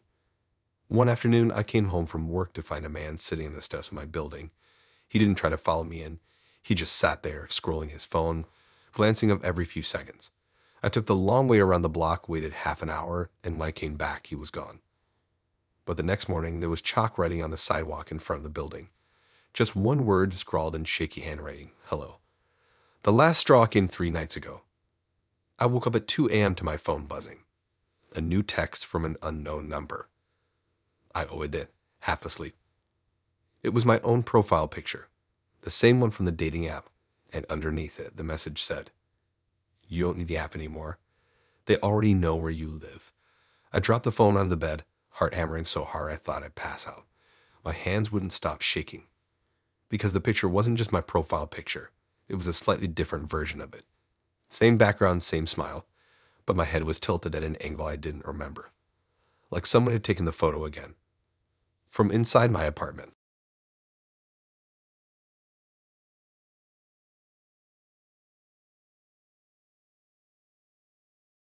The first account that locked me out was my email. I didn't think much of it at first. I typed the wrong password before, fat-fingered it. I clicked forgot password, reset it, logged back in. Easy. But the next day it happened again. Same account. Password wrong. Another reset. By the end of the week, 2 more accounts had the same problem. My social media and my cloud storage. Locked out, recovery required. I blamed myself. Bad passwords, too similar, maybe I'd been careless. So I changed everything. New logins, stronger combos, 2-factor, the works. I thought I was safe. I wasn't. One night, I tried logging into my bank. Wrong password. My chest tightened. I knew I hadn't mistyped. I tried again. Locked. I went through recovery, but when I got to the part where it showed the recovery email, my stomach dropped. It wasn't mine anymore. The address had my name in it, first and last, but it wasn't my email. Slightly different spelling, one I'd never created. Someone out there had set up a new address using my name, and the system thought it belonged to me. I froze, staring at the screen. That meant someone wasn't just breaking in. They were replacing me, piece by piece. I scrambled to check everything else. My main email locked again. Social media, gone. Streaming services, delivery apps, forums I hadn't visited in months. One by one, they'd been stripped from me. Each recovery email led to some new address with my name twisted into it. It felt like someone had been shadowing me online, copying my life, and was now peeling it away in chunks. I tried calling support lines. Waited on hold for hours. Half the time they told me it must be phishing or that I must have changed it myself. They didn't get it. It wasn't random. It was targeted. Because whoever it was didn't just use my name. They knew things. When I finally managed to claw my way back into my main email, I saw a string of messages in the sent folder. They weren't mine. They'd been emailing my contacts. Short, vague notes that sounded like me. Stuff like, "Hey, just checking in," or "Let's catch up soon." When I asked a friend if they'd reply, they said, "Yeah." They thought it was me. They'd written back. Someone had been speaking as me, and my friends hadn't even noticed the difference. That's when the panic really set in. I unplugged my laptop, powered down my phone, sat in the dark with my chest tight. But the messages didn't stop. The next day, I turned everything back on to check. Another email in my inbox, but this one wasn't from a contact. It was from the fake recovery address. The subject line was just, "We're the same." Inside was a screenshot. My own face from a video call weeks earlier. Smiling, mid-sentence. The timestamp matched a conversation I'd had with a coworker. They'd been watching, recording. I slammed my laptop shut. My hands shook so hard I nearly dropped it. I wanted to throw everything out, cut the cord, disappear offline. But then another thought hit me. What if they already had? What if the me they were building didn't need my actual devices anymore? That night, I tried something desperate. I made a brand new email with a nonsense name, random characters, nothing tied to me. I didn't tell anyone. I didn't connect it to any service. It was my secret bunker. 2 days later, I couldn't log in.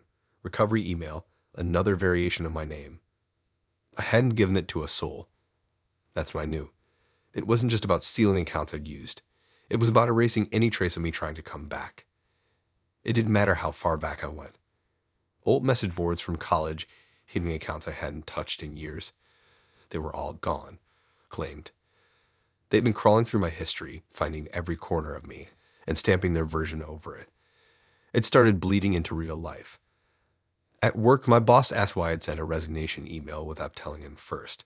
I hadn't, but he showed me the message. It came from my address, my new address. A friend texted me to confirm dinner plans we'd supposedly made over chat. I hadn't spoken to her in weeks. She sent me a screenshot. The words sounded like me. The cadence was mine, but I didn't type them. I tried to protest, but I could see the doubt in their eyes. How could they know the difference? How could I even prove it? I wasn't sure I was the difference anymore. I stopped sleeping. Every creak of the apartment felt like a notification. My phone buzzed in phantom vibrations when it was off. My own reflection in the black screen looked like it was waiting to log in. The last time I checked my email, there was only one message waiting. No subject line, just one sentence in the body. Stop fighting it. You're already logged out. I wanted to scream to throw the laptop across the room, but then I noticed something. The signature at the bottom, my full name, but it wasn't typed. It was scanned, a perfect replica of my handwritten signature. One I'd only ever used on paper, which meant they hadn't just taken my accounts. They had me.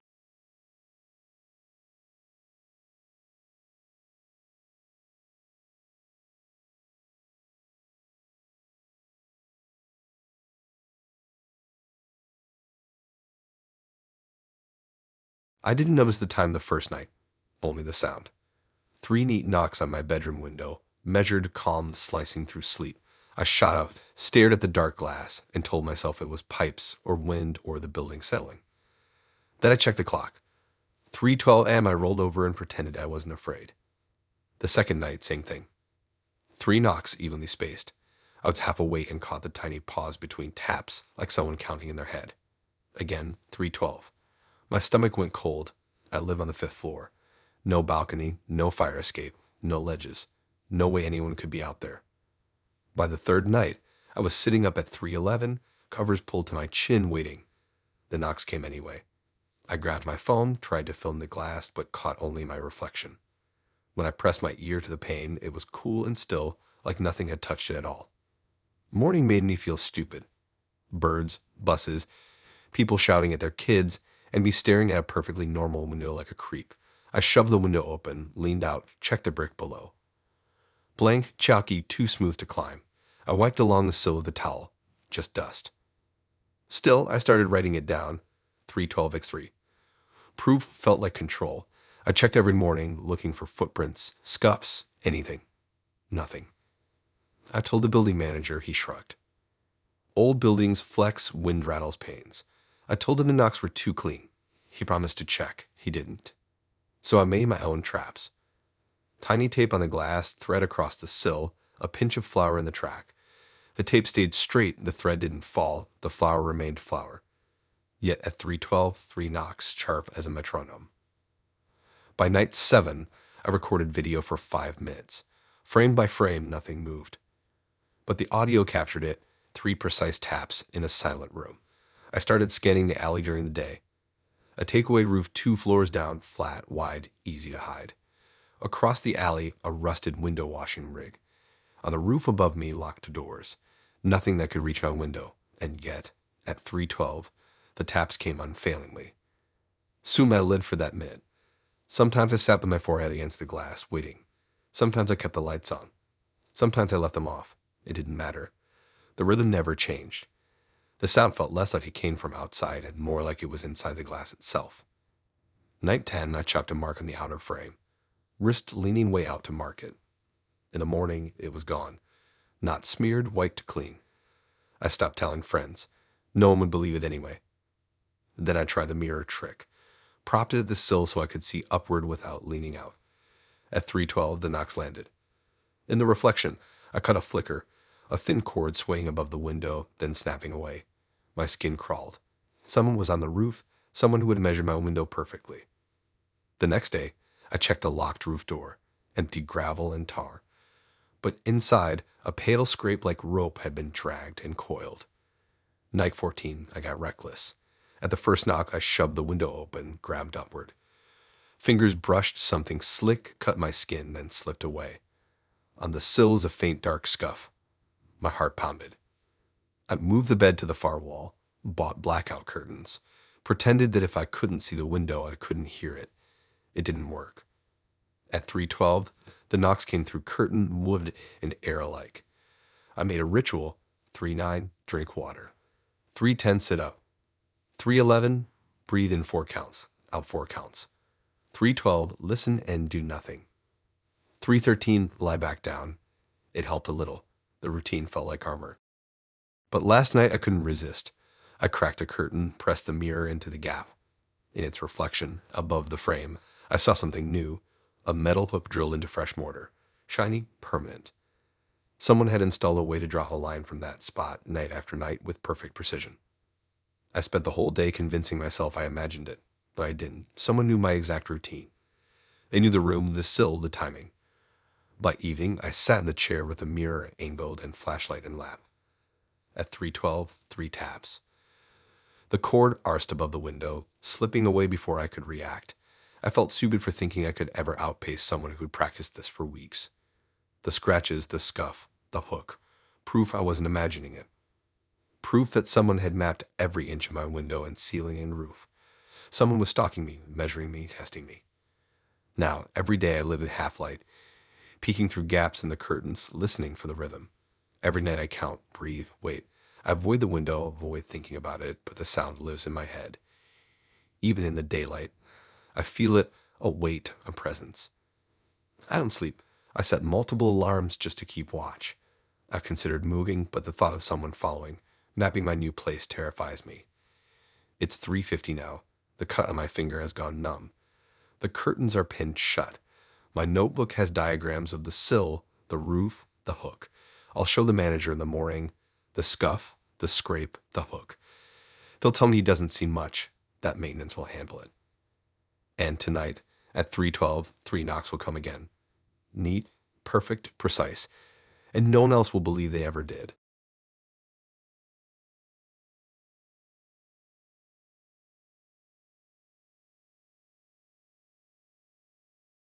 Grocery store on a Sunday, crowded, people bumping carts, the usual chaos of families, toddlers crying, and old couples slowly making their way down the aisles. She was a few aisles over, black hoodie, headphones on, pushing a basket instead of a cart. She glanced at me once as I passed, a flicker of awareness in her eyes, and that was it. Nothing weird. I didn't think twice. The second time was at the gym. Middle of the week. I was on the elliptical, mindlessly scrolling through my phone when I looked up and saw her on the treadmill across from me. Same hoodie, headphones again. Not a glance in my direction, not a flicker of recognition, just staring straight ahead as though nothing existed except the faint thrum of her machine. I only noticed her because of the hair, the shape of her face, the kind of small subconscious recognition that creeps up without warning. I thought, small world. The third time was in the park. That's when it started to feel off. I was on my usual running route, earbuds in, counting steps, focusing on my breathing. She was sitting on a bench, hunched over her phone. She looked up as I jogged by, eyes meeting mine for a single heartbeat, then back down. The same blank, unreadable expression. She didn't smile, she didn't nod, she didn't move. She just watched, or at least it felt that way. 3 times in 3 completely different places. It wasn't coincidence anymore. I told myself maybe she lived nearby. Maybe she shopped at the same store, used the same gym, walked in the same park. City life overlaps. Patterns appear where there aren't any. But once you start noticing something like that, you can't unsee them. And the fact that I kept seeing her, that my brain caught every detail of her hoodie, the angle of her posture, the way her hands gripped the basket of her phone, it gnawed at me. After that, she kept appearing. Not every day, but often enough. Coffee shop line, train platform, pharmacy entrance. Always at the edge of vision, far enough away that it could be random, but close enough that it was unnerving. And every single time, she never looked directly at me. That should have been comforting, I guess, but it wasn't. It was worse because it made me feel like she was waiting, watching, invisible in plain sight. One night, leaving the gym, I saw her across the street. I froze mid-step. She wasn't walking toward me. She paused, adjusted the hood, then kept going, disappearing into the shadows. I almost convinced myself it was imagination, that I was creating patterns where there weren't any. But deep down, I knew I wasn't imagining it. She was following my life, my rhythm, threading herself through it quietly. Then came the wallet. I was home on a Friday night, sprawled half asleep on the couch, mind drifting, when the buzzer sounded. Sharp, startling. My heart jumped into my throat. I stumbled to the intercom, still fuzzy from a long day, and pressed the button. A voice came through, calm, flat, almost polite. I didn't recognize the tone, but I recognized her. "I have your wallet," she said. I froze. My wallet was sitting on the coffee table right in front of me. Every card, ID, and bill accounted for. I held it up anyway, unsure if my ears were tricking me. She buzzed again, a soft tone that carried more confidence this time. Not waiting for me to answer, she knocked at the apartment door. My stomach dropped. Someone had to have let her in, or she had followed a neighbor or slipped past the lobby. I crept to the door and peered through the crack beside the chain. There she stood. Same hoodie, same blank expression. In her hand, a wallet, black leather, identical to mine. She held it up, slowly, deliberately, as if showing me proof. Then she tilted her head, waiting, expecting me to act, to say something. I couldn't. I just stared. My own wallet sat heavy in my hand. I backed away, heart hammering, nerves screaming at me to move, to call someone, to do anything. But I didn't. I couldn't. She knocked once more, softer this time, almost casual, almost polite. Then she stepped back, and silence followed. I waited 5 minutes. 10. Finally, I crept back to the door. The hallway was empty. I didn't sleep that night. Every creak, every distant footstep, every minor sound made me flinch. I kept checking the locks, checking my wallet, checking every angle where she could be. The next morning, I opened my door to leave for work. Lying on the doormat was a wallet, black leather, same as mine. I bent down, hesitated, and then picked it up. Inside was nothing. No ID, no cards, no cash. Just a folded scrap of paper. I unfolded it with trembling fingers. On it was my address, written in neat block letters. I couldn't breathe. My mind reeled. How had she even gotten my address? How had she known where I lived without me ever mentioning it aloud? The streets I walked, the cafe I visited, the gym, I hadn't told anyone. Not really. And yet, here she was, threading herself into my life so subtly that by the time I noticed, she was already there. That evening, I stayed in the apartment. Lights low, curtains drawn, peeking only occasionally through the blinds. I checked every corner, imagining her in shadows, imagining her moving silently just outside my field of vision. Every rustle of a newspaper in the hallway, every creak in the floorboards made my heart jump. Days passed, and she kept appearing. Not directly, not in obvious ways, but subtle cues. Places I had just been, items I had just touched, timing that seemed impossible to have been coincidental. I began locking doors twice, checking windows obsessively, avoiding the streets I had previously walked. Then one night, I returned from work to find a small, neatly folded bag on the porch. Inside, another wallet. Empty again, but with a note. "We're closer than you think." I didn't answer. I didn't move it. I left it there, trembling, staring at it from the door. I didn't sleep that night either. I stopped leaving the apartment except for essential errands, and even then I checked the corners of every street. Every reflection in shop windows, every figure standing too still, every hooded shape waiting in shadows made me jump. It was relentless. Every time I thought I might feel safe, she'd appear somewhere in some small way, a quiet confirmation that she was still following, still watching. My apartment no longer felt like my own. My routines no longer felt like mine. Every small act, leaving for work, going to the mailbox, taking out the trash, felt surveilled. I don't know what she wants. I don't know why she's doing this. But I do know one thing, she's still out there, waiting, watching. She knows where I live. She knows when I'm home. She has the same black hoodie, the same unreadable expression, the same patience that makes it feel like I'll never escape her gaze. And the wallet? The wallet isn't the point. It's the reminder, the proof, the thing that says I can be anywhere you are and you'll notice me too late.